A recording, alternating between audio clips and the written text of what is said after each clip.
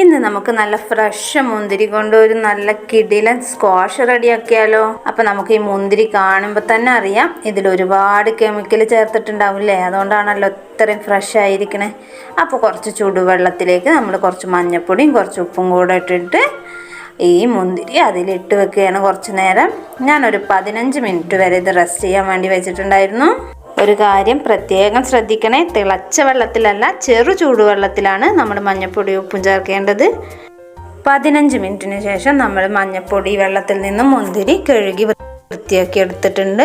2-3 തവണ കഴുകി വൃത്തിയാക്കി എടുക്കണം കേട്ടോ. എന്നിട്ട് ഇത് ഓരോന്നായിട്ട് നമുക്ക് അതിൻ്റെ ആ കമ്പിൽ നിന്നും വേർതിരിച്ചെടുക്കാം. ചെറു ചൂടുവെള്ളത്തിൽ ഇട്ട് വെച്ചത് കൊണ്ട് തന്നെ ഇത് പെട്ടെന്ന് തന്നെ ഈ കമ്പിൽ നിന്ന് അടർന്നു പോരുട്ടോ. ഇനി ഒരു പാത്രത്തിൽ കുറച്ച് വെള്ളം ചൂടാക്കാൻ വേണ്ടി വെച്ചിട്ടുണ്ട്. ഇനി ഇതിലേക്ക് ഒരു ചെറിയ കഷ്ണം ഇഞ്ചി ചതച്ചത്, 2-3 ഗ്രാമ്പു, ഒരു 2-3 ചെറിയ കഷ്ണം പട്ട കൂടെ ചേർത്ത് കൊടുക്കുന്നുണ്ട്. ഇനി നമ്മൾ കഴുകി വൃത്തിയാക്കി വെച്ചിട്ടുള്ള മുന്തിരി കൂടെ ഇതിൽ ചേർത്ത് കൊടുക്കുകയാണ്. മുന്തിരിയുടെ മീതെ വെള്ളം നിൽക്കുന്ന രൂപത്തിലാണ് കേട്ടോ നമ്മൾ വെള്ളം എടുക്കേണ്ടത്. ഇനി ഇതൊന്ന് നല്ലപോലെ ഇളക്കി കൊടുത്ത ശേഷം നന്നായി തിളപ്പിച്ചെടുക്കണം. മുന്തിരി ഇവിടെ നല്ല പോലെ തിളച്ച് വന്നിട്ടുണ്ട്. കണ്ടില്ലേ, അതിൻ്റെ തൊലിയും പൾപ്പൊക്കെ സെപ്പറേറ്റായി വന്നിട്ടുണ്ട്.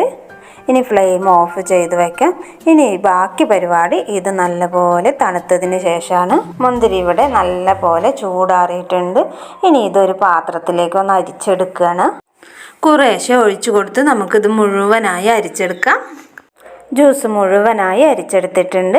ഇനി ബാക്കി വന്നിട്ടുള്ള ഈ തോലും പൾപ്പും ഒക്കെ പാടെ കണ്ടില്ലേ വന്നിട്ടുള്ളത്, ഇതൊരു മിക്സിയുടെ ജാറിലേക്ക് ഇട്ട് കൊടുക്കുകയാണ്. എന്നിട്ട് കുറച്ച് വെള്ളം കൂടെ ചേർത്ത് ഇതൊന്ന് അരച്ചെടുക്കാം. നല്ല പോലെ അരച്ചെടുത്തിട്ടുണ്ട്. ഇനി ഇത് കുറച്ച് വെള്ളം കൂടെ ചേർത്ത് നമുക്ക് അരിച്ചെടുക്കണം. നന്നായി തന്നെ അരിച്ചെടുത്തിട്ടുണ്ട്. കണ്ടില്ലേ, നമ്മുടെ സ്ക്വാഷ് നല്ല തിക്കിലാണ് ഇരിക്കുന്നത്. ഇനി ഇതിലേക്ക് ആവശ്യത്തിനുള്ള പഞ്ചസാര ചേർത്ത് കൊടുക്കാം. എന്നിട്ട് നല്ല പോലെ ഇളക്കി യോജിപ്പിക്കാം. റെഡിയാക്കി എടുത്തിട്ടുള്ള സ്ക്വാഷ് നമ്മളൊരു ജാറിലേക്ക് ഒഴിച്ചു കൊടുക്കുന്നുണ്ട്.